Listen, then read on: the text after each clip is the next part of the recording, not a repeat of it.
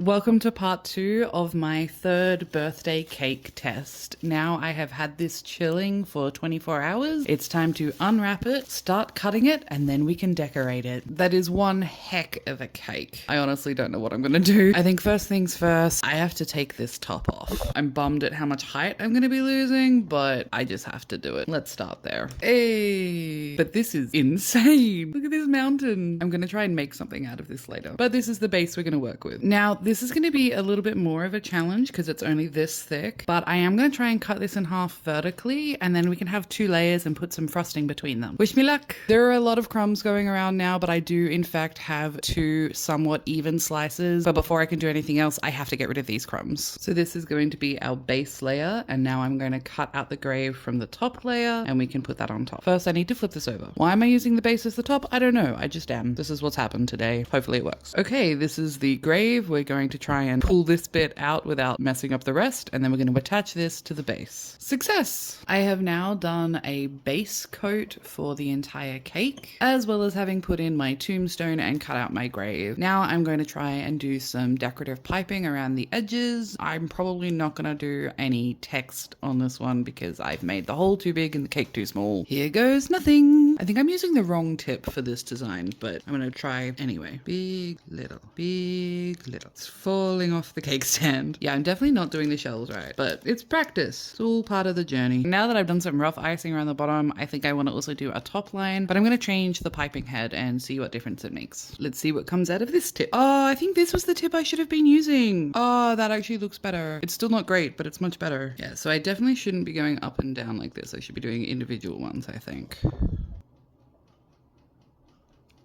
Wow!